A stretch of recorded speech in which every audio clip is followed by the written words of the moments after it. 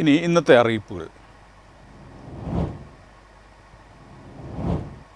അധിക ഫീസ് ഈടാക്കുന്ന കോളേജുകൾക്കെതിരെ മുന്നറിയിപ്പുമായി നാഷണൽ മെഡിക്കൽ കമ്മീഷൻ. രാജ്യത്തെ മുഴുവൻ മെഡിക്കൽ കോളേജുകൾക്കും സർവകലാശാലകൾക്കുമായി പുതിയ മാർഗനിർദ്ദേശങ്ങൾ പുറപ്പെടുവിച്ചു. നിർദ്ദേശങ്ങൾ ലംഘിക്കുന്നവർക്ക് കർശന നടപടിയെന്ന് NMC. MBBS കോഴ്സിന്റെ നിശ്ചിത പഠന കാലയളവായ 4.5 വർഷത്തേക്ക് മാത്രമേ ട്യൂഷൻ ഫീസ് ഈടാക്കാവൂ എന്നാണ് കമ്മീഷന്റെ ഉത്തരവ്.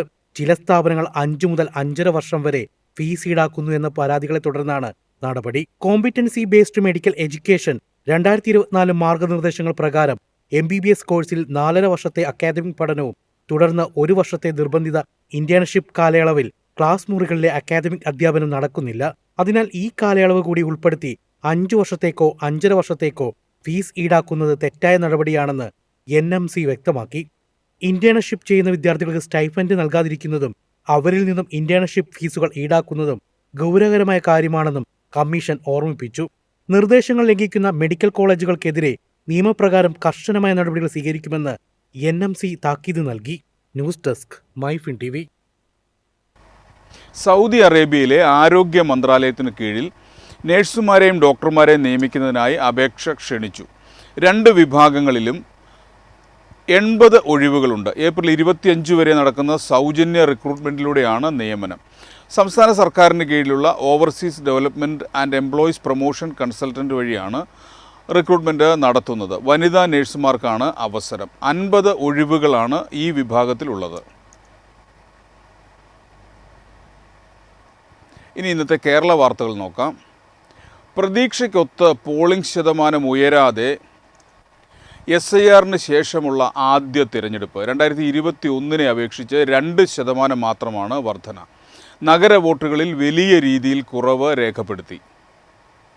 2021 അപേക്ഷിച്ച് 3.06 ലക്ഷം വോട്ടർമാരുടെ കുറവാണ് ഇക്കുറി ഉണ്ടായത്. വ്യാഴാഴ്ച രാവിലെ ബൂത്തുകളിലേക്ക് വോട്ടർമാർ ഒഴുകിയെത്തിയതും ആദ്യ മണിക്കൂറുകൾ വോട്ടിംഗ് നില കുതിച്ചുയർന്നുകൊണ്ടിരുന്നതും തുടക്കത്തിൽ പ്രതീക്ഷ നൽകിയിരുന്നു. എന്നാൽ മിക്ക ജില്ലകളിലും ഉച്ചയ്ക്ക് ശേഷമുള്ള ഒഴുക്ക് സാധാരണ നിലയിലായിരുന്നു. പോളിംഗ് ശതമാനം 90-ലെത്തുമെന്ന് മുഖ്യ തെരഞ്ഞെടുപ്പ് ഓഫീസർ രത്തൻ കേൽക്കർ മാധ്യമങ്ങളോട് പറഞ്ഞിരുന്നു. എന്നാൽ വോട്ടെടുപ്പ് അവസാനിച്ചപ്പോൾ 78.27% പോളിംഗ് ആണ് രേഖപ്പെടുത്തിയത്. കഴിഞ്ഞ നിയമസഭാ തെരഞ്ഞെടുപ്പിലെ വോട്ടുകളുമായി താരതമ്യം ചെയ്യുമ്പോൾ SIRന് ശേഷം നഗര വോട്ടുകൾ വലിയ കുറവുണ്ടായി.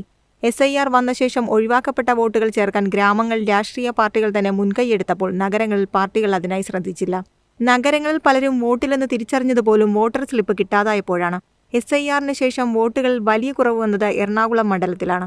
News desk MyFin TV.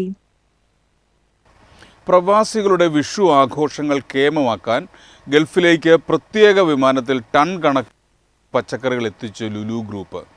കേരളമടക്കമുള്ള പ്രദേശങ്ങളിൽ നിന്ന് ശേഖരിച്ച ഉൽപ്പന്നങ്ങളാണ് കയറ്റുമതി ചെയ്യുന്നത്. കേരളത്തിലെ കാർഷിക കയറ്റുമതി മേഖലയ്ക്ക് വലിയ പിന്തുണയേകുന്നതാണ് നീക്കം. കണിക്കൊന്നയും വെള്ളരിയും വാഴയിലയും നാളികേരവും മുതൽ സദ്യവട്ടങ്ങൾക്കുള്ള എല്ലാ ഉൽപ്പന്നങ്ങളും ലുലു ഗ്രൂപ്പ് കയറ്റുമതി ചെയ്യുന്നുണ്ട്. വിഷു ആഘോഷങ്ങൾക്കായി കൊച്ചിയിൽ നിന്നും പ്രത്യേക വിമാനങ്ങളിലായി 3200 ടൺ പഴം പച്ചക്കറിയാണ് ഗൾഫ് രാജ്യങ്ങളിലെ ലുലു സ്റ്റോറുകളിൽ എത്തിക്കുന്നത്. കേരളത്തിലെ കാർഷിക വിപണിയിൽ നിന്ന് നേരിട്ട് സംഭരിച്ച പഴം, പച്ചക്കറികൾ എന്നിവ ലുലു ഗ്രൂപ്പിന്റെ ഫെയർ എക്സ്പോർട്സിന്റെ നേതൃത്വത്തിലാണ് ഗൾഫിലേക്ക് കയറ്റുമതി ചെയ്യുന്നത്. നാഷണൽ എയർലൈൻസിന്റെ 747 കൂറ്റൻ കാർഗോ വിമാനം വ്യാഴാഴ്ച ഉച്ചയോടെ അബുദാബിയിൽ നിന്നും കൊച്ചി വിമാനത്താവളത്തിലെത്തി. 100 ടൺ പഴം പച്ചക്കറികളുമായി വിമാനം കൊച്ചിയിൽ നിന്നും അബുദാബിയിലേക്ക് വൈകിട്ട് പുറപ്പെട്ടു. വെള്ളിയാഴ്ചയും ഈ വിമാനം കൊച്ചിയിലേക്ക് തിരികെ വന്ന് 100 ടൺ പഴം പച്ചക്കറികൾ അബുദാബിയിലെത്തിക്കും. കുവൈറ്റിലേക്ക് 50 ടൺ പഴം പച്ചക്കറികളും കൊച്ചിയിൽ നിന്ന് ലഭ്യമാക്കുന്നുണ്ട്. GCCയിലെ ലുലു സ്റ്റോറുകളിൽ കൂടുതൽ ഉൽപ്പന്നങ്ങൾ ലഭ്യമാക്കാനും പദ്ധതിയുണ്ട്. വിഷുവിന് ഉൽപ്പന്നങ്ങളുടെ കൃത്യമായ ലഭ്യതയും വിലയും സ്ഥിരതയും ഉറപ്പുവരുത്തുമെന്ന് ആശങ്ക വേണ്ടെന്നും Lulu group chairman MM Yusuffali നേരത്തെ വ്യക്തമാക്കിയിരുന്നു. News desk MyFin TV. എളുപ്പത്തിൽ സമ്പാദ്യം വളർത്താം. ഇന്ന് തന്നെ മൈഫിൻ TV ആപ്പ് ഡൗൺലോഡ് ചെയ്യൂ.